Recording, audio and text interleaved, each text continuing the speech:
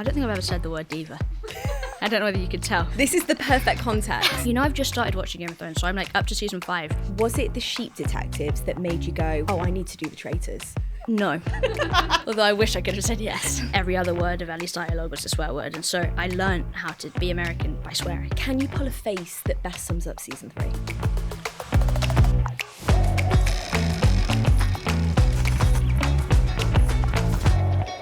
On the throne today, the sunniest dancer, I hope it won't be the last of us, it's Bella Ramsey. Hello.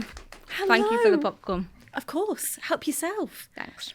Welcome to My Life in Movies. Thank you. Thanks for having me. We're going to do a deep dive into your incredible career so far. Are you ready to get geeky? Yeah.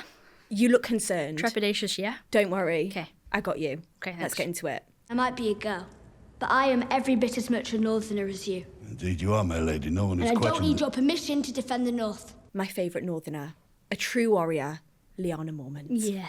You were only meant to be in one scene in Game of Thrones, which is wild, but blew everyone away. Tell me your secrets, Bella. My secrets were being 11 and being not self-conscious and just like going for it and loving every second of it. I just like soaked up the whole experience and was like really led through it. There's a director called Mark Mylod who did all of my beginning stuff on Game of Thrones, and then he later directed episode 2 of season 2 of The Last of Us, which if you've seen it is a pretty traumatic episode, and that felt like a full circle moment because he directed my first ever thing. So yeah, he was very fundamental, I think, in that going so well. He just like sat beside the camera and talked me through the whole thing. I mean, what a first role to get. Can you talk me through walking onto that set for the first time and how that felt? Yeah, it felt incredibly exciting. I'd never seen anything like it. I had no expectations. I didn't have the dream of like I really want to be an actor. It just everything just kind of kept almost like a domino effect kept happening, and suddenly I was on this set and yeah, had no expectations and just found it like. I found the amount of people working there like incredible, and all the different trailers and how the sets were built, and there was no ceilings and loads of the sets in the studios. I was enamored by it all. We know no king, but the king in the North whose name is Stark. Lyanna's death ripped my heart out. What sort of pressure comes with dying on screen? Well, you want to die well, you know.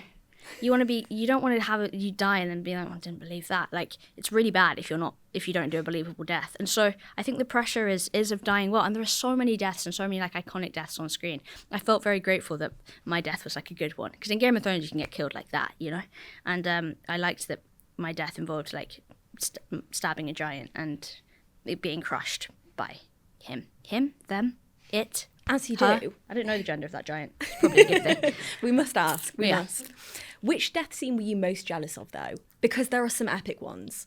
You know, I've just started watching Game of Thrones, so I'm like up to season 5, and I've just seen Pedro's head get that made me feel slightly nauseous. I don't know whether it was worse because I know him, but it actually like gave me a physical reaction, and I know it's not real because I know him, but it felt like that was pretty awful. It's nasty. It's awful. The way that his face is just like a broken, smashed piece of flesh. It's horrendous. Please tell me you've messaged him, like years later, are you okay? I haven't. I should. Just to check in.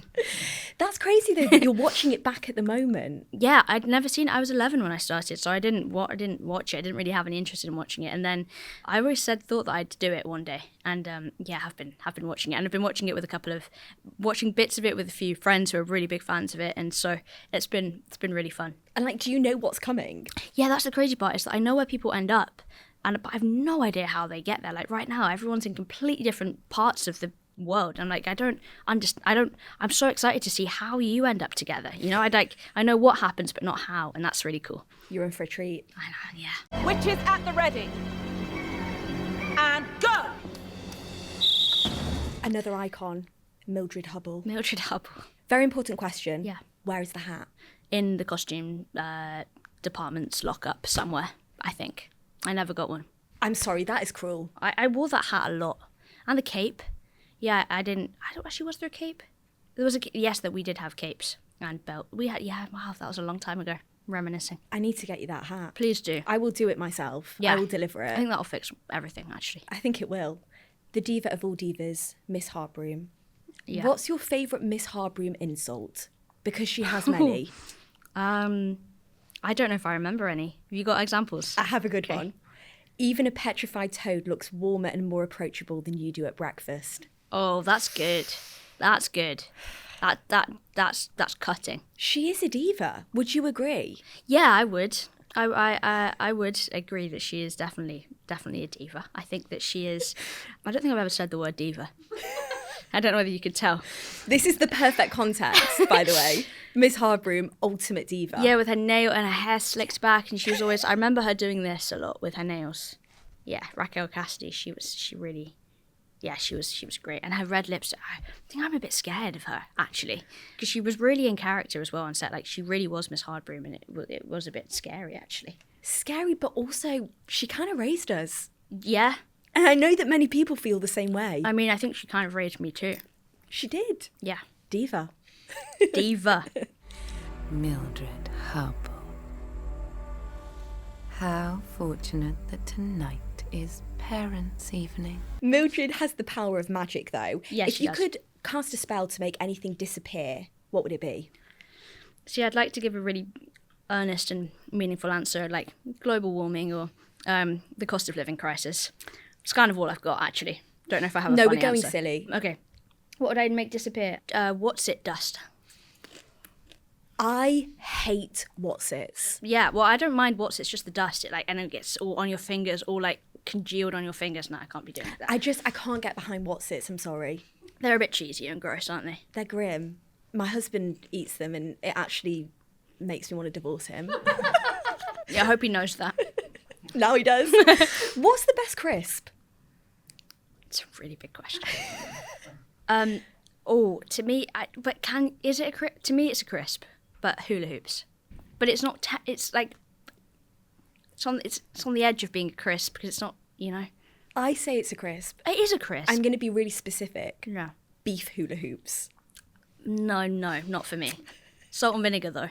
Classic. Yeah, Classic. love salt and vinegar hula hoops. Why not come to a school that's more suited to your gift?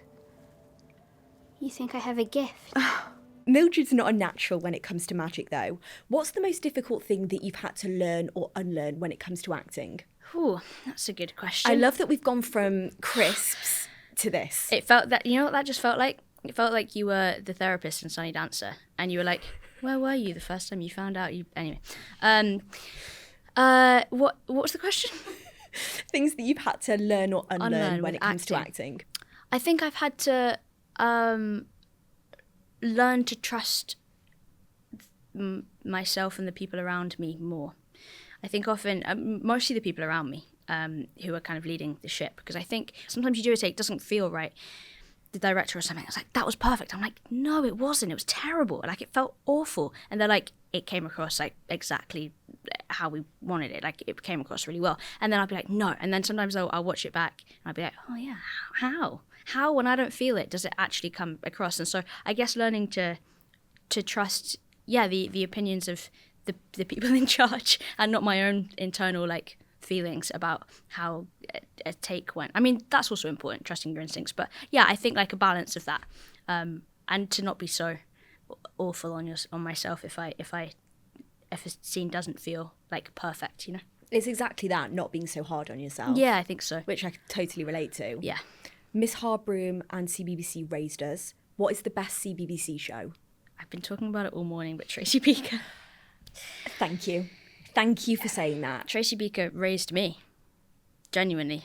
I really wanted to be there with them all. In the dumping grounds. In the dumping ground. I really did. I really wanted Mike to be like a prominent figure in my life. Do you remember Mike? Of course I remember Mike. Gina. Gina. I love Mike. And Elaine the Pain. Elaine the Pain.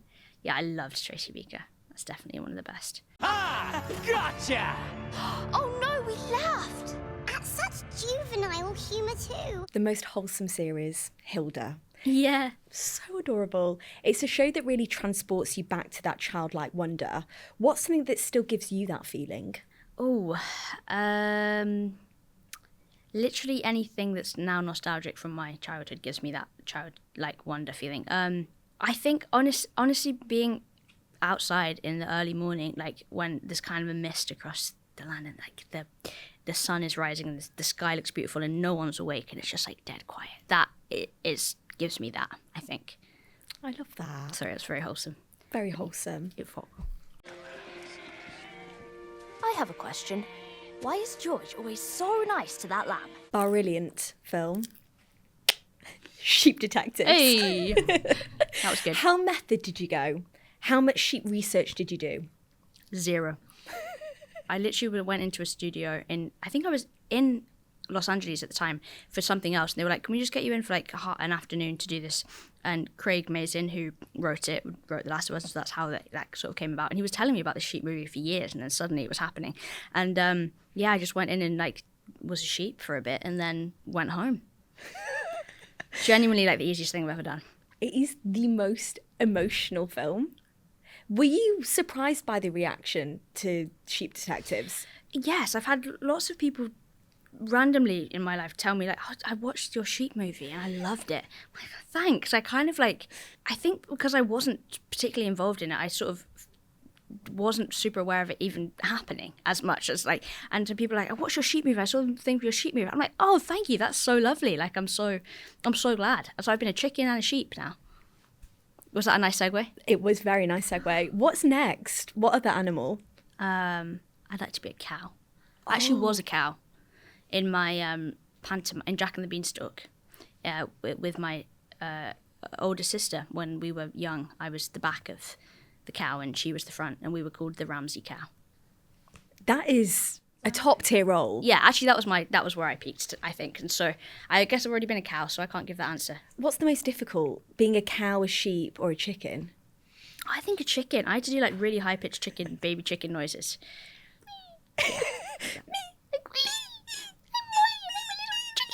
Oh, it's a great chicken impression. Thank you. I think we should do the whole interview like this. We should continue.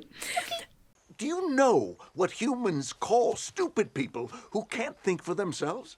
Ducks. Sheep! Sheep are very intelligent animals. Yeah. Would you trust your pet to solve a murder? Yeah. How well would your pet do? Really well. Really? They'd solve it. Oh, wow. I had a cat called Violet, and we had a soul connection, and she would 100% have solved it. She could open doors, well, like tiny little cupboard doors, but still, she was special. She could have solved it all. Cats are geniuses. I love cats. I've always thought that I was both a dog and a cat person. I definitely am, but I think I lean towards cats. Interesting. Yeah. Massive dog person. Really? Oh my God. Yeah. I think I could have guessed that. Kind of makes sense. Do you think? Yeah. You seem like I would have... Big dog energy. Yeah. In a great way. Yeah. Like... What kind of breed? Like golden retriever, like Labrador.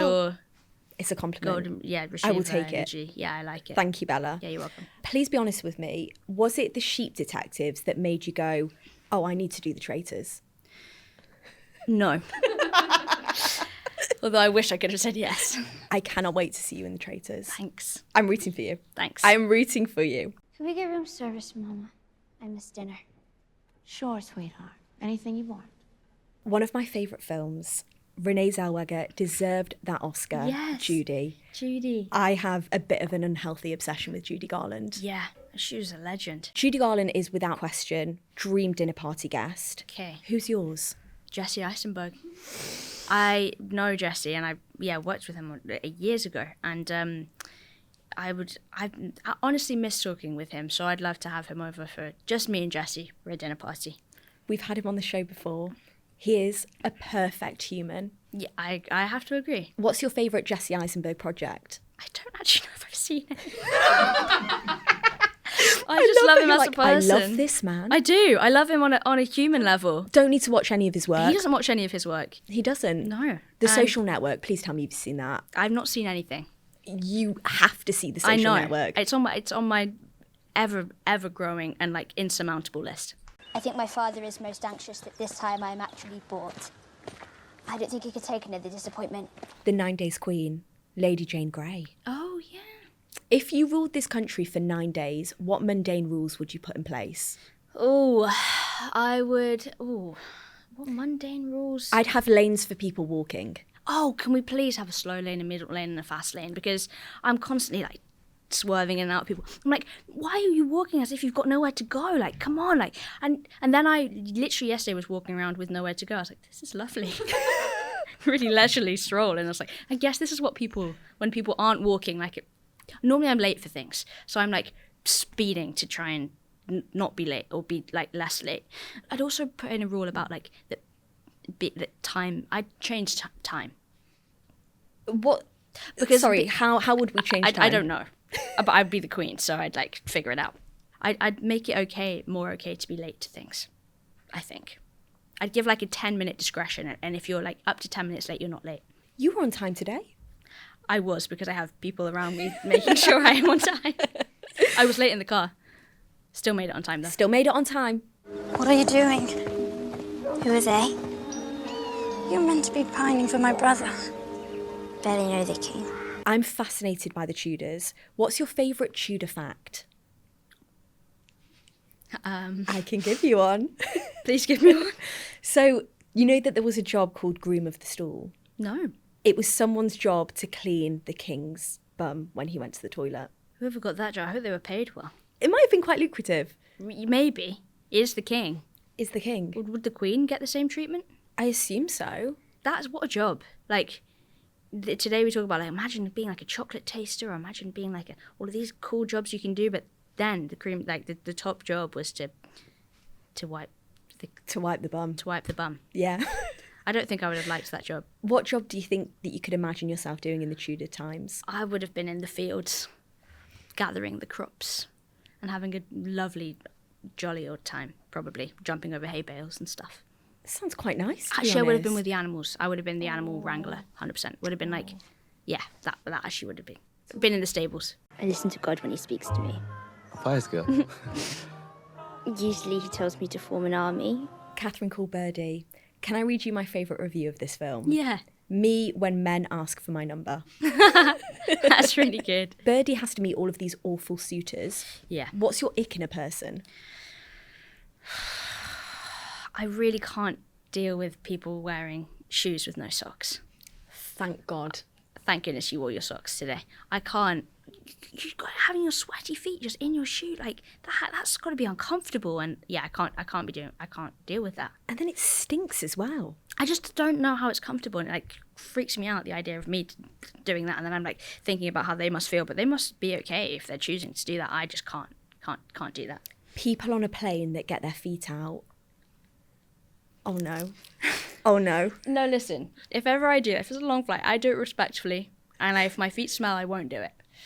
But I'll put my feet on top of my shoes. You know, I won't just be like putting them in people's. My feet are out right now. But this is fine. You've got socks on. It's when people put them through the gaps on the plane. Barefoot. Yeah, barefoot. Oh no, I've never done that. That's too no, far. socks on a plane, absolutely fine. I'm with you. Fine. It's barefoot, and when they're in the gap, Can't be doing. Why would you do that? hideous. Don't do that. What colour's your hair when it's clean? When it's clean. Blue, I think. Birdie's family tried to dictate her life. Have you ever felt pressure to be someone that you're not growing up in this industry?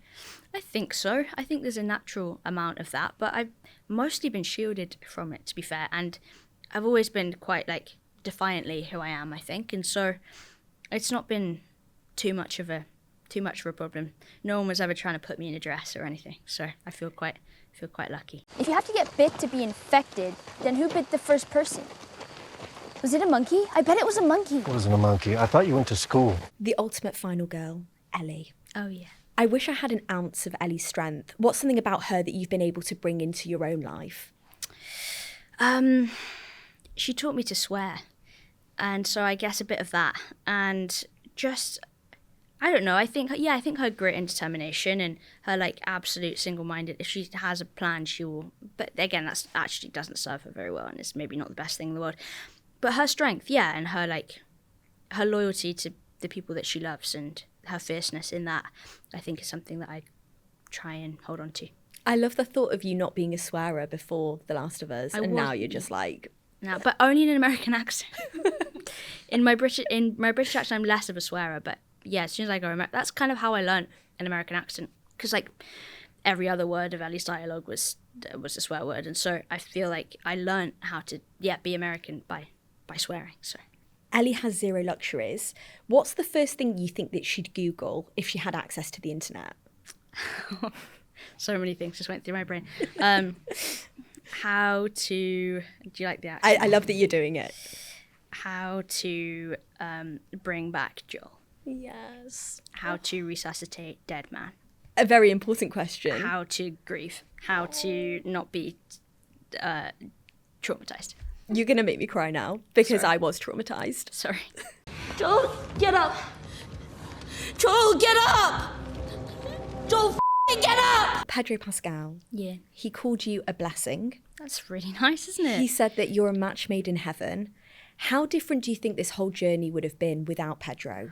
So different. I'm like eternally grateful for him on that first season and beyond, and on all of the press for the first season. Like it was the two of us, and it was a really wonderful time. I really missed him the second one, and understood how like special the first season was, and getting to be with him every day in the way that we were. Can you pinpoint the moment when you realised this is a real friendship? In the car scenes, I feel like when you're stuck in a car with someone, you really know whether you're friends or not. And we were playing. It was the thing where he was playing Linda Ronstadt. I think it was episode 3 with the Bill and Frank episode. And we come in right at the end, and playing music in that car, I think, was probably the moment. I need season 3 urgently. Have you read the script? There are a couple. Can you pull a face that best sums up season 3? Game face. But Joel's death, I'd rather pretend that it didn't happen. Without him there to protect or ground Ellie, do you think that we're going to see a different side to her? Absolutely. She's been through a lot, and that has an impact. And so, yeah, 100%. What have you and Cancer got in common? I don't know. No one wants you inside them. Finally, Yeah. Sunny Dancer. I laughed so hard and cried just as hard watching this film. It is so, so beautiful and perfect. Thank you to you and Esty Hyam for reigniting my love of the Scissor Sisters. Yeah. How naturally did that dance come to you? It was quite natural. It was something that was made with all of the young cast. We basically had a movement coach, Polly Bennett, come in and like get us to do dance exercises and like stupid dance moves. And then the dance that you see in the film kind of was a collation of all of that, and basically I was just having fun in like a sports hall the week before we started filming. And so yeah, the dance sort of was born quite naturally, and it was good. I don't think I'll ever forget it. Ivy isn't afraid to speak her mind, and you've played so many characters who are unapologetically themselves. How have playing these characters instilled that fearlessness in you? I think I had that when I was a kid, before I started acting, and I think I had that, like, I was very much just myself. And I think, being these characters and stuff where that's been encouraged and that's been part of it, even though I've been playing people who aren't myself, it sort of instills that more and, like, emphasizes that is good and important and the thing to do. And so, I think it's just always been encouraged. If anything, it just, like, helped me continue to do that, I suppose. It's funny how, like, you become more yourself by, like, playing other people. Yeah, it's interesting because I guess it's a learning. Yeah, and you see the world kind of from other perspectives and other people's point of view when you're like sort of in different characters, and that's always important and helps just shape you into like a more rounded human being, I think. Maybe it's our influence. Yeah, because you're all so fun. Ivy experiences lots of firsts at summer camp. Is there a career high that you'd love to experience for the very first time again and relive? Ooh, I'd love to get my first job again, because doing a self-tape and then waiting to hear back and then them calling you, be like, I think it's going to happen. Like, it's so exciting. And I would love to have that excitement again for the first time. Do you think that you thrived during auditions? Because it's so interesting to hear from different actors. Some actors hate auditions. I think I semi-thrived, because I think that I would always be really nervous, but there was something about the pressure of it, and especially the in-person ones, that it just was really exciting. I really liked auditions. Self-tapes, not so much. They're a bit harder, but auditions, maybe I did. I really loved them. I miss them as well. Well, you don't need to do them anymore. I know, it's sad. I wish that I did. Like, I want to still do them and still tape and have the excitement of like, am I going to hear back? Like, is it going to happen? Like, I really miss that. I wish that was still the case, honestly. This film is all about finding your people and finding yourself. What's your message to someone who may be feeling lonely? I'd say that there are people out there like you, and that feeling lonely is one thing, but knowing that you're actually not alone, even in the feeling of being lonely, that there's millions of people out in the world, unfortunately, who also feel lonely, and that there's like maybe some comfort in that. I always think that when I'm lonely, I'm like, well, at least I'm not the only lonely person in the world, even though it feels like it. There are people who will know you and see you and understand you. This is not about surviving. It is a shot at truly living. Before you go, I have some quick fire movie questions that I do with all of my guests. Okay. Bella Ramsey, are you ready? Yes, diva. I've taught you so well. I feel proud. I cry. Go to comfort film. Call Me by Your Name. Sad. Excellent taste. Thanks. Strangest note you've received from a director. Imagine you're seeing a donkey in a bear trap.